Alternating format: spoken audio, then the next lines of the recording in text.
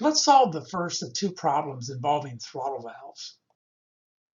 Steam enters a partially open valve operating at steady state as saturated liquid at 300 degrees Fahrenheit, and it exits at 60 psi.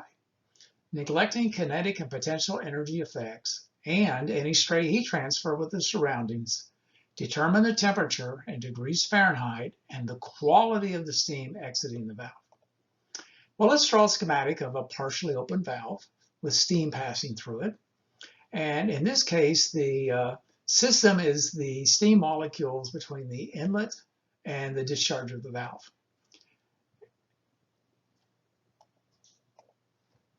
Let's see what we know about the inlet and exit conditions.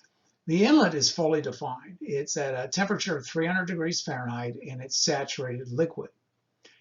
The discharging steam, however, is not fully defined. All we know at this point is that it has a pressure of 60 psi. And we would expect a pressure drop across a partially open valve. In fact, that's essentially what throttle valves primarily do, is they drop the pressure by having some kind of restriction. And there's all sorts of devices that are used to drop the pressure of a flowing fluid. Let's model this system as an open system operating at steady state. The throttle valve has no mechanism for doing work, so W dot 0.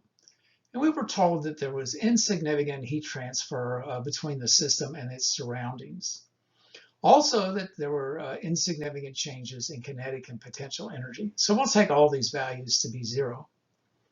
And on the next slide, I'm going to do an energy balance, and I'm going to show you why I'm modeling it as a constant enthalpy process, essentially where H1 is equals H2. I'm going to state that now, and I'll defend it shortly.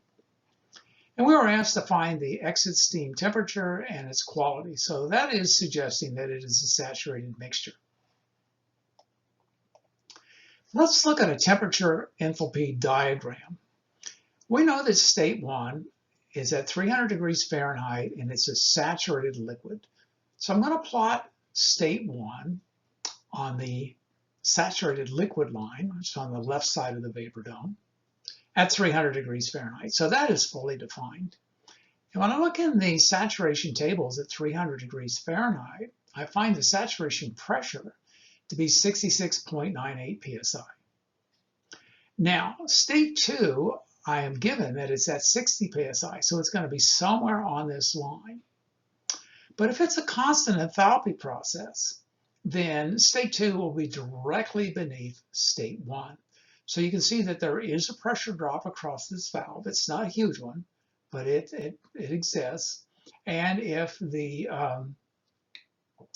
process is a constant enthalpy process, then certainly state 2 will be a saturated mixture. So why can we describe this as a constant enthalpy process?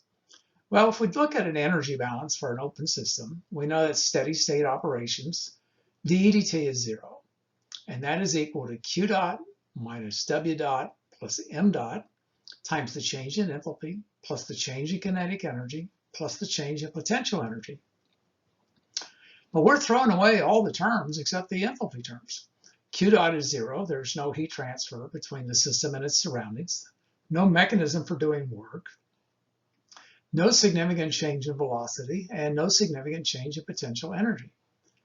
So that leaves us with 0 as the mass flow rate times H1 minus H2.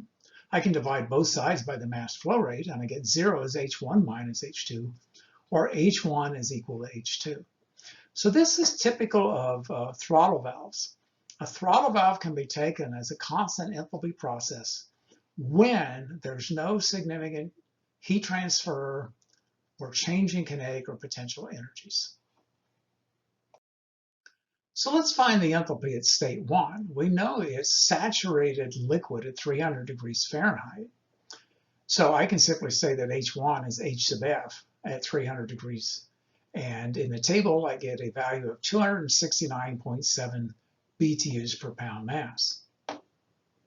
And because this is a constant enthalpy process, H2 is equal to H1. It'll have the same value. Well, now, H2 is more fully defined. We know its pressure is 60 psi, and we know it's enthalpy. Those are two independent properties. So I'm going to go into the saturated water table at 60 psi, and I'm going to get a value for H sub F and H sub G. So both of these values are associated with state 2. And I can see that our enthalpy, which is 269.7, is between these two values. So certainly this is a saturated mixture. So now I can calculate the quality at state 2. It's just its enthalpy minus H sub F divided by H sub G minus H sub F, all of these values, state 2 values. And we have all of those. And I calculate that the quality at state 2 is 0.0082 or 0.82%. So it's mostly liquid. There's just a little bit of vapor in it.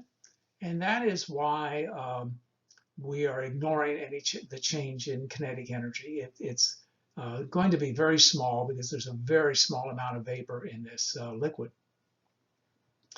So what is left now is to find the temperature. Well, we basically already did. This is a saturated mixture at 60 psi.